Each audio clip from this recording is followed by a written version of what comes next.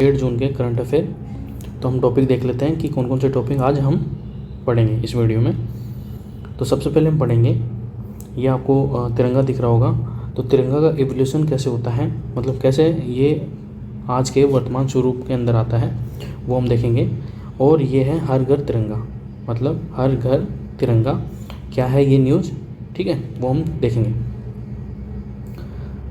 फिर है पीएम किसान योजना, प्रधानमंत्री किसान योजना है, ठीक है, वो क्या है, ठीक है, और उसके अंदर क्या क्या प्रावधान है वो सब हम इसके अंदर देखेंगे, ठीक है। और फिर आपको ये दिख रहा होगा यूरिया, ये पौधा है, ये यूरिया है, ठीक है। और कैसे यूरिया मिट्टी के अंदर जाकर पौधे के अंदर जो यूरिया का है वो पोषण कंप्लीट करता है, वो हम देखेंगे, मतलब नैनो यूरिया जो कि तरल फॉर्म में है, ठीक है, वो भी हम देखेंगे। फिर है अस्त्र मार्क 1, तो ये एक तरह की जो है मिसाइल है, ठीक है, तो हम देखेंगे कि ये इसकी जो विशेषता है वो क्या है। उसके बाद देखेंगे सूचना समाज फोरम विश्व शिखर सम्मेलन 2022, ये कहाँ आयोजित हुआ और ये किस पर आधारित है, वो भी हम देखेंगे।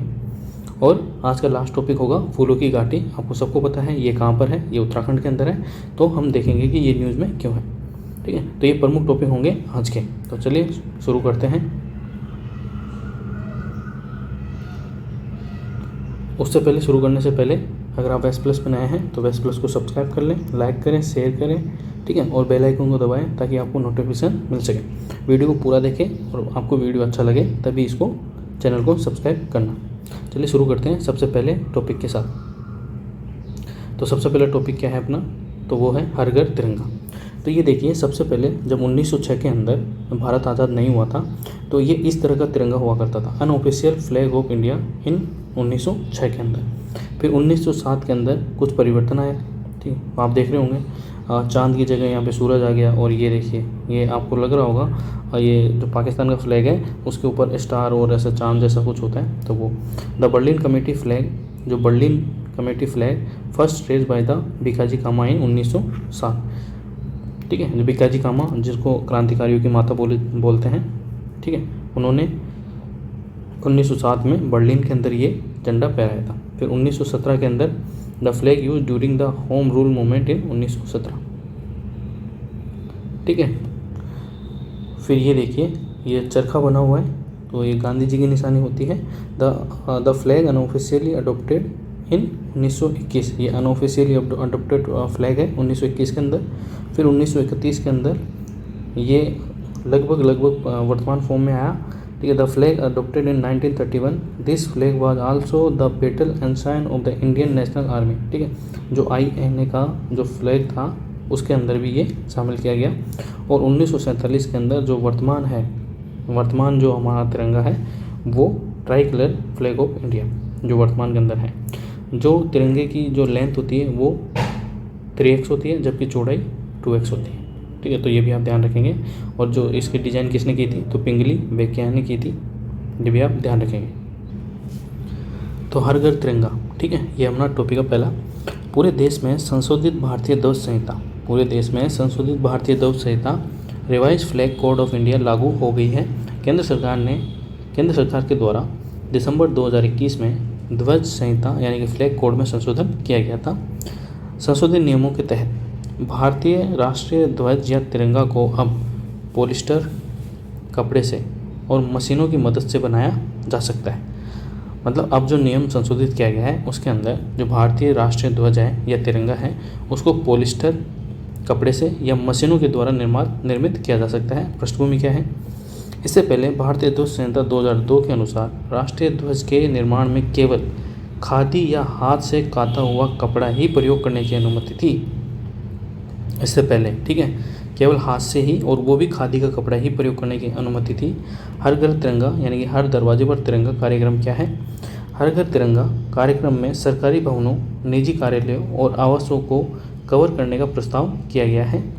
राष्ट्रीय ध्वज का प्रयोग करने संबंधी कानून, राष्ट्रीय ध्वज के फहराने तथा ध्वज के उपयोग और प्रदर्शन के संबंध में राष्ट्र गौरव अपमान निवारण अधिनियम 1971, prevention of insults to national honour act 1971 तथा भारतीय ध्वज संहिता 2002 के तहत प्रावधान किए गए। तो तो ये मुख्य प्रावधान है, तो आप देख सकते हैं इनको। नेक्स्ट क्या है, नेक्स्ट है ध्वज संहिता में किए गए पिछले संशोधन क्या थे। तो ध्वज संहिता में पहले भी संशोधन किया जा चुका है। भारत की मूल ध्वज संहिता 1947 में सुप्रीम कोर्ट के एक फैसले के बाद वर्ष 2002 में संशोधन किया गया था। इस संशोधन के द्वारा झंडा प्रदर्शित करने या फहराए जाने संबंधी स्थानों की परिभाषा का विस्तार किया गया था। मतलब झंडा कहाँ फहराया जाएगा, ठीक है, और कैसे फहराया जाएगा, तो वो सारी इसके अंदर परिभाषा दी गई थी। हालांकि इस संशोधन में ध्वज संहिता के तहत राष्ट्रीय ध्वज के विवरण से संबंधित अंश को नहीं छेड़ा गया था। राष्ट्रीय ध्वज का विकास। तो वर्तमान राष्ट्रीय ध्वज पिंगली वैज्ञानिक द्वारा अधिकल्पित किए गए भारतीय राष्ट्रीय कांग्रेस के स्वराज ध्वज पर आधारित है। किसके?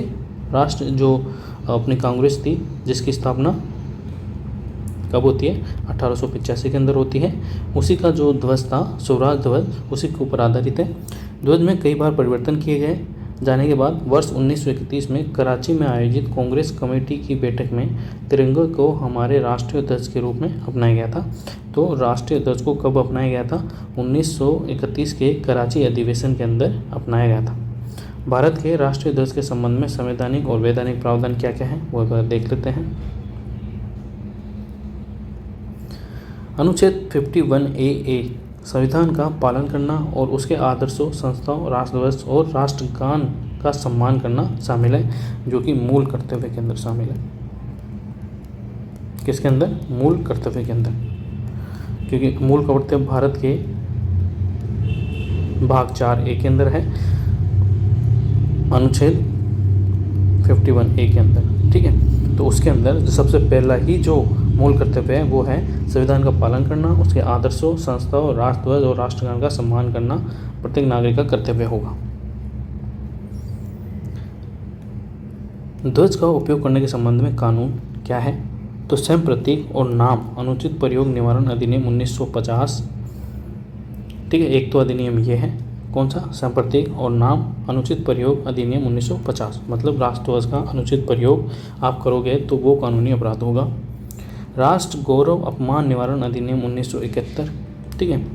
अगर राष्ट्र का गौरव का अपमान करेंगे कोई भी नागरिक या कोई भी विदेशी तो उसके खिलाफ भी कानूनी अपराध घोषित किया जा सकता है। सर्वपल्ली राधाकृष्णन द्वारा राष्ट्रीय ध्वज का महत्व निम्नलिखित तरीके से बताया गया, ठीक है। तो हम देख लेते हैं सर्वपल्ली राधाकृष्णन कौन थे, तो हमारे राष्ट्रपति थे, ठीक है, भूतपूर्व राष्ट्रपति। तो हम देख लेते हैं कि इन्होंने जो राष्ट्रीय ध्वज का महत्व कैसे बताया। अशोक चक्र धर्म के विधान का पहिया है। चक्र यह प्रदर्शित करता है कि गति में जीवन है और ठहराव में मृत्यु है, ठीक है। दो जो तिरंगे के बीच के अंदर जो चक्र है जिसके अंदर 24 तीलियां हैं, ठीक है, और गहरे नीले रंग की तीलियां हैं। वो कई बार आपको लगता होगा कि ये ब्लैक कलर का है, लेकिन ब्लैक कलर का नहीं है, ये गहरा नीला रंग है अशोक चक्र, जिसके अंदर 24 तीलियां हैं। और इसके लिए सर्वपल्ली राधाकृष्णन ने कहा है कि धर्म के विधान का पहिया है और यह प्रदर्शित करता है कि गति में जीवन है और ठहराव में मृत्यु। और जो भगवा रंग है, जो टॉप होता है, जो ऊपर तिरंगे के अंदर वो है, वो अनासक्ति के परित्याग को दर्शाता है। ध्वज के केंद्र में सफ़ेद रंग की पट्टिका है जो प्रकाश एवं हमारे आचरण का मार्गदर्शन करने के लिए सत्य के मार्ग को दर्शाती है। किसके मार्ग को? सत्य के मार्ग को। हरा रंग यहाँ की मिट्टी और वनस्पति से हमारे संबंध को दर्शाता है, जिस पर अन्य सभी जीवन का निर्भर होता है। तो ये सारी चीज़ें आपको याद रखनी है। आपसे पूछा जा सकता है कि सर्वपल्ली राधाकृष्णन द्वारा राष्ट्रीय ध्वज के महत्व के बारे में ये निम्न कथन है, कौन से इसके अंदर सही है, कौन से गलत है। तो आपको सही और गलत की टिक करनी है। नेक्स्ट है हमारी योजना, प्रधानमंत्री किसान योजना। हाल ही में प्रधानमंत्री किसान सम्मान निधि या पीएम किसान की 11वीं किस्त के रूप में 20,000 करोड़ रुपए से अधिक की राशि 10 करोड़ से अधिक किसानों को वितरित की गई। अब प्रधानमंत्री किसान योजना क्या है? तो ये भारत सरकार द्वारा 100% वित्त पोषित, भारत सरकार मतलब केंद्र के द्वारा एक तो प्रायोजित होती है, एक जो पूरी 100% वित्त पोषित होती है, ठीक है। प्रायोजित के अंदर क्या होता है कि केंद्र भी सहयोग करेगा और जो स्टेट है, जो राज्य है, वो भी सहयोग करेगा। यह भारत सरकार द्वारा 100% एक केंद्रीय क्षेत्रक योजना, कौन सी? केंद्रीय क्षेत्रक योजना। इस योजना को दिसंबर 2018 के अंदर शुरू किया गया था। तो आपको याद रखना है कि प्रधानमंत्री किसान योजना कब शुरू हुई, तो वो हुई दिसंबर 2018 में। इस योजना के तहत पात्र लाभार्थी किसान परिवारों को 6,000 रुपये प्रति वर्ष का वित्तीय लाभ प्रदान किया जाता है, जो 4-4 महीने की अवधि में 2,000 रुपये की 3 समान किस्तों में दिया जाता है। मतलब 4 गुना 4 गुना 4, तो 4 × 12, ठीक है। उस हिसाब से 2,000 की जो किस्त होती है वो समान किस्तों में 3 बार में दी जाती है। राज्य सरकारों और केंद्र शासित प्रदेश प्रशासन द्वारा योजना के लिए पात्र किसानों को चिन्हित किया जाता है। किसके द्वारा? यूटीज और राज्य सरकारों द्वारा।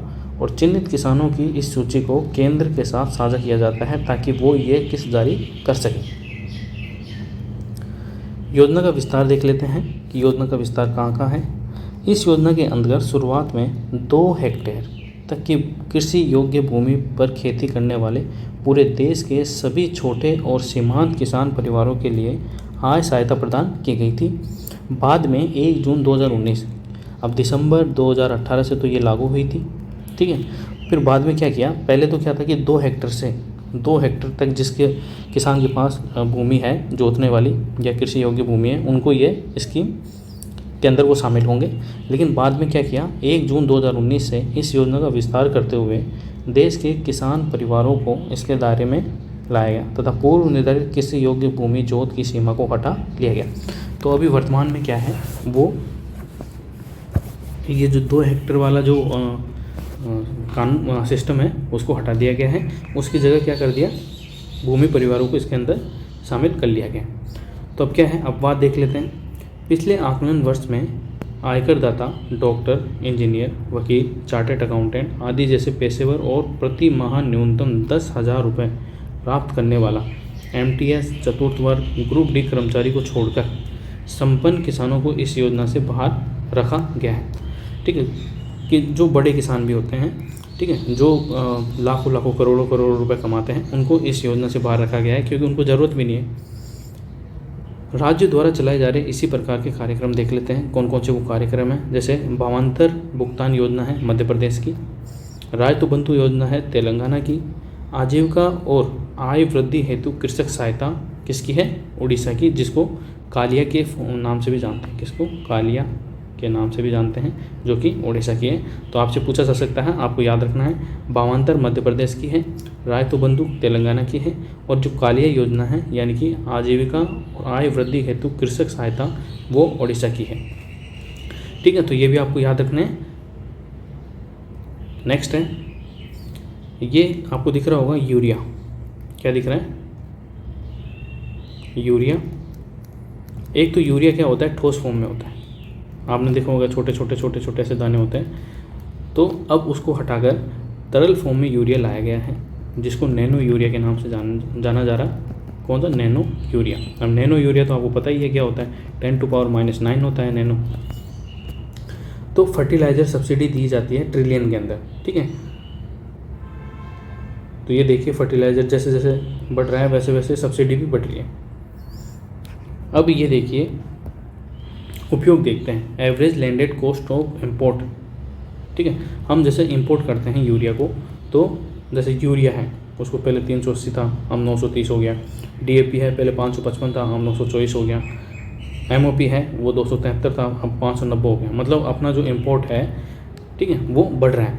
अब ये देखिए, यूरिया क्या होता है, यूरिया ज़मीन के अंदर जाता है, ठीक है, फिर यूरिज एंजाइम बनाता है, उसके बाद वो नाइट्रेट में कन्वर्ट हो जाता है। नाइट्रेट क्या, पौधों के द्वारा डायरेक्ट कंज्यूम कर लिया जाता है। डायरेक्ट यूरिया कंज्यूम नहीं करते पौधे, वो नाइट्रेट में चेंज होते हैं। जो नाइट्रेट होता है वो पौधे कंज्यूम करते हैं और अपने आप को ग्रो करते हैं। तो नैनो यूरिया क्या है वो देख लेते हैं। यूरिया सफ़ेद रंग का एक रासायनिक नाइट्रोजन उर्वरक है। कौन सा उर्वरक है, नाइट्रोजन। कलर आपसे पूछा जाए तो वाइट कलर का होता है, जो कृत्रिम रूप से पौधों के लिए आवश्यक एक प्रमुख पोषक तत्व नाइट्रोजन प्रदान करता है। तरल नैनो यूरिया, मुख्यतः यूरिया नैनो कणों में परिवर्तित रूप होती है। तरल नैनो यूरिया एवं आयतित यूरिया में अंतर क्या है वो देख लेते हैं। लागत, तो सबसे पहले तो लागत का ही अंतर होता है। तरल नैनो यूरिया अपेक्षाकृत सस्ती होती है। बगैर सब्सिडी के इसके आधा लीटर का मूल्य 240 रुपये तक होता है, आधा लीटर का। ठीक है, तो फुल का कितना हो गया, 480 रुपये लीटर। जबकि यूरिया के एक बैग यानी कि एक बोरी की कीमत अंतर्राष्ट्रीय बाजार में 3,500 रुपये से 4,000 रुपये के बीच होती है। नैनो यूरिया की एक बोतल प्रभावी ढंग से यूरिया के कम से कम एक बैग के बराबर कार्य करती है। किसके बराबर, एक बैग के बराबर। अब एक बोरी या एक बैग के अंदर कम से कम 50 किलो यूरिया होती है, तो 50 किलो इक्वल टू एक बोतल। नैनो यूरिया और जो ठोस यूरिया है उसके अंदर इतना फ़र्क है। सरकार के लिए लाभ, तो तरल नैनो यूरिया सरकार के उर्वरक सब्सिडी भार को कम करेगी। भारत में देश में उपयोग किए जाने वाले उर्वरकों का व्यापक रूप से आयात किया जाता है, अर्थात उर्वरकों में आयात पर निर्भर है। जो इंडिया है वो जो उर्वरक आते हैं कृषि के लिए उनके जो आयात पर निर्भर है। तरल नैनो यूरिया की दक्षता कितनी है, तो तरल नैनो यूरिया की दक्षता 85 से 90% तक हो सकती है, जबकि पारंपरिक यूरिया की दक्षता मात्र 25% हो सकती है। तो ये भी अंतर है बड़ा। तो ये भी आपसे पूछा जा सकता है कि तरल नैनो यूरिया की दक्षता कितनी है जो पारंपरिक यूरिया है उसके कंपैरिजन में। तरल नैनो यूरिया के भंडारण और उपयोग के करने की अवधि अर्थात सेल्फ लाइफ 1 साल होती है। कितनी होती है, 1 साल, यानी कि इसे 1 साल की अवधि तक रखा और उपयोग किया जा सकता है। और किसानों को तरल नैनो यूरिया के नमी के संपर्क में आने पर जम जाने के बारे में चिंतित होने की आवश्यकता नहीं है। जबकि जो ठोस यूरिया होता है वो उसकी जो सेल्फ लाइफ यानी कि उसकी जो उपयोग करने की जो अवधि है वो 1 साल होती है, जबकि जो तरल यूरिया है उसके अंदर ऐसा कुछ भी नहीं है। ठीक है, उसको आराम से 3-4 साल तक उपयोग किया जा सकता है। तो ये हमने देखा नैनो यूरिया। तरल नैनो यूरिया के अन्य लाभ देख लेते हैं। नैनो रूप में उपलब्ध उर्वरक फसलों को पोषक तत्वों की लक्षित आपूर्ति प्रदान करते हैं। लक्षित मतलब जैसे कि पौधे के सीधे जड़ों के अंदर पहुंच जाता है ना, क्योंकि तरल है तो डायरेक्ट तरल मतलब ठोस से तरल में बनने की इसको ज़रूरत नहीं है, डायरेक्ट तरल है तो सीधा जड़ों के अंदर पहुंच जाता है और नाइट्रेट के अंदर कन्वर्ट होकर वो पौधों को एक ग्रोथ प्रदान करता है। लेकिन जो ठोस यूरिया होता है उसको पहले क्या करना पड़ता है, जैसे खेतों के अंदर पानी दे रहे हैं तो उससे पहले उसको छिड़कना पड़ता है। उसके बाद वो तरल में कन्वर्ट होगा, फिर उसके पेड़ के पौधों में जाएगा, मतलब एक स्टेप कम हो गई तरल के अंदर। क्योंकि अति सूक्ष्म नैनो रूप में बोए जाने वाले उर्वरक पत्तियों की बाह्य त्वचा पर पाए जाने वाले रंध्रों द्वारा अवशोषित कर लिए जाते हैं। इसके प्रयोग से पारंपरिक यूरिया का असंतुलित और अंधाधुंध उपयोग कम हो जाता है। इससे फसल उत्पादकता में वृद्धि होती है और तरल नैनो यूरिया से मिट्टी, पानी और वायु प्रदूषण भी कम होता है। तो ये भी आपको ध्यान रखना है। आपसे कंपैरिजन पूछा जाए तो ये पॉइंट्स आपको याद रखने हैं। ठीक है, अब नेक्स्ट क्या है, अस्त्र मार्क 1। तो ये मिसाइल है। तो क्या है, हाल ही में रक्षा मंत्रालय द्वारा अस्त्र मार्क 1 की आपूर्ति के लिए हैदराबाद जो कि तेलंगाना में है स्थित सार्वजनिक क्षेत्र की company Bharat dynamics limited BDL के साथ एक अनुबंध पर हस्ताक्षर किए हैं। अस्त्र मार्क 1 एक दृश्य सीमा से परे मतलब बियॉन्ड विजुअल रेंज, हवा से हवा में। तो ये इंपॉर्टेंट है। जैसे कोई मिसाइल आए न्यूज़ के अंदर तो आपको याद रखना है किसने उसको डेवलप किया है, सतह से हवा वाली है या हवा से हवा वाली है या हवा से सतह वाली है, वो भी आपको याद रखना है। ठीक है, तो ये एयर टू एयर मिसाइल है। इस मिसाइल को रक्षा अनुसंधान और विकास संगठन यानी कि DRDO द्वारा भारतीय वायुसेना के सुखोई 30 MKI और तेजस और नौसेना के MiG-29 जैसे लड़ाकू विमानों पर तैनाती के लिए डिजाइन और विकसित किया गया। इसकी मारक क्षमता 110 किलोमीटर है। तो 3 चीज़ें इसमें याद रखनी है आपको। एक तो अस्त्र मार्क 1 किसने डेवलप किया है, ठीक है, कौन सी है, मतलब इसका टाइप कौन सा है, हवा से हवा वाला है या हवा से सतह वाला है या सतह से हवा वाला है, और इसकी मारक क्षमता कितनी है, तो 110 किलोमीटर, ये आपको याद रखना है। और इसका उपयोग कौन कौन से साधनों में किया जाएगा, तो सुखोई 30 के अंदर, तेजस के अंदर और नौसेना का MiG-29 के अंदर, कौन विमानों के अंदर किया जाएगा। नेक्स्ट है सूचना समाज फोरम विश्व शिखर सम्मेलन 2022। हाल ही में स्विट्जरलैंड के जिनेवा में सूचना समाज विश्व शिखर सम्मेलन फोरम आयोजित किया गया था।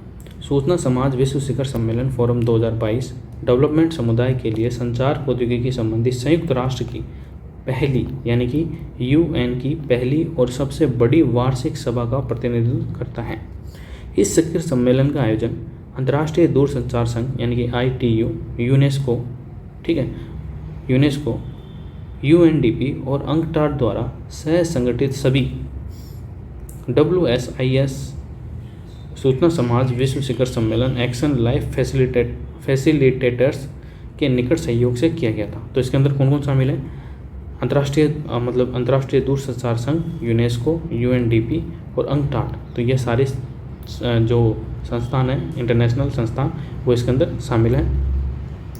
WSIS यानी कि सूचना समाज विश्व शिखर सम्मेलन 2022 के लिए थीम क्या रही? तो लोक कल्याण, समावेशन और अनुकूलन के लिए ICT। ठीक है, तो ये आपको ध्यान रखना है। थीम क्या याद रखनी है? लोक कल्याण, समावेशन और अनुकूलन के लिए ICT। SDG पर प्रगति को गति देने के लिए WSIS सहयोग, ICT for wellbeing, inclusion and resilience, WSIS cooperation for accelerating progress on the SDG, जो सस्टेनेबल डेवलपमेंट गोल्स हैं जिनके प्राप्त करने की जो अवधि है वो 2030 है, तो उनके संबंध में इसको आयोजित किया गया। उद्देश्य क्या है इसका? तो ये 2 चरण में आयोजित किया जाने वाला एक संयुक्त राष्ट्र UN का अद्वितीय शिखर सम्मेलन है, जिसे राष्ट्रीय, क्षेत्रीय और अंतर्राष्ट्रीय स्तर पर एक संचरित समावेशी दृष्टिकोण के माध्यम से सूचना और संचार प्रौद्योगिकियों द्वारा उठाए गए मुद्दों को संबोधित करने के उद्देश्य से एक विकसित बहुहितधारक मंच बनाने के लिए शुरू किया गया है। ठीक है, तो ये इसका उद्देश्य है। ये 2 चरणों में आयोजित किया गया। किसके द्वारा? UN द्वारा, यूनियन नेशंस, ठीक है, यूनियन ऑफ नेशंस के द्वारा अद्वितीय शिखर सम्मेलन है, जो अंतर्राष्ट्रीय स्तर पर लोगों को एक साथ लाता है। थीम इसकी देख लो, लोक कल्याण, समावेशन और अनुकूलन के लिए ICT, मतलब अंतर्राष्ट्रीय दूरसंचार, इंफॉर्मेशन एंड कम्युनिकेशन टेक्नोलॉजी। और आज का लास्ट टॉपिक है फूलों की घाटी। आपको पता है ये कहाँ पर है? उत्तराखंड के अंदर है। फूलों की घाटी हाल ही में पर्यटकों के लिए खोल दी गई है और ये उत्तराखंड में स्थित है। 1982 में एक राष्ट्रीय उद्यान के रूप में फूलों की घाटी 87.50 वर्ग किलोमीटर के विस्तार में फैली हुई थी। इसे 2005 में यूनेस्को की विश्व धरोहर स्थल घोषित किया गया था। कब किया गया था? 2005 के अंदर। तो यह आपसे पूछा जा सकता है कि फूलों की घाटी को यूनेस्को की विश्व धरोहर स्थल के अंदर कब शामिल किया गया था? तो 2005 में किया गया था। इस घाटी की खोज एवं एक उत्साही ब्रिटिश पर्वतारोही और वनस्पति शास्त्री फ्रैंक एस स्माइथ द्वारा 1931 में की गई थी।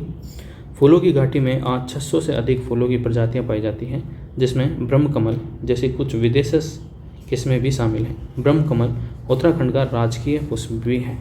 ठीक है, तो उत्तराखंड वाले आप देख सकते हैं इसमें कि जो ब्रह्मकमल है वो उत्तराखंड का राजकीय पुष्प भी है, जैसे कि इंडिया का कमल है। ठीक है, राजस्थान का रोएडा है, वैसे ही उत्तराखंड का क्या है? ब्रह्मकमल। फूलों की रानी के रूप में वर्णित ब्लू पोस्ता भी इस घाटी में पाया जाता है। यह क्षेत्र तेंदुआ, कस्तूरी मर्ग, नीली भेड़ जैसे प्रजातियों सहित जैव विविधता से समृद्ध है। यह घाटी जास्कर श्रेणी और महान हिमालय की पर्वत श्रृंखलाओं के बीच एक अद्वितीय संक्रमण क्षेत्र है। संक्रमण क्षेत्र क्या होता है? जहाँ पर भी 2 चीज़ें आपस में एक जगह मिल रही होती हैं, तो उसके बीच के वाले जो क्षेत्र होता है वो संक्रमण क्षेत्र होता है। जैसे कि नदी और समुद्र के मिलने वाला जो स्थान होता है वो संक्रमण क्षेत्र होता है। पहाड़ और नदी के बीच के वाला वो भी, ठीक है, पहाड़ और मैदान, मैदान और पठार, तो ये सब। ये राष्ट्रीय उद्यान पूरी तरह से समशीतोष्ण अल्पाइन क्षेत्र में स्थित है। समशीतोष्ण अल्पाइन क्षेत्र में स्थित है। ठीक है, तो ये है फूलों की घाटी। हमने देख ली इसकी विशेषता, कब इसको खोजा गया, कब इसको यूनेस्को में शामिल किया गया। तो ये हमारा लास्ट टॉपिक था। अगर आपको ये वीडियो पसंद आया है तो वीडियो को लाइक करें, अपने दोस्तों के साथ शेयर करें और चैनल को सब्सक्राइब करें। PDF के लिए मैंने आपको बता ही रखा है, टेलीग्राम चैनल से आप जुड़ के, लिंक आपको इसी वीडियो के डिस्क्रिप्शन में मिल जाएगा, तो वहाँ से आप इसका PDF डाउनलोड कर सकते हैं। Thank you.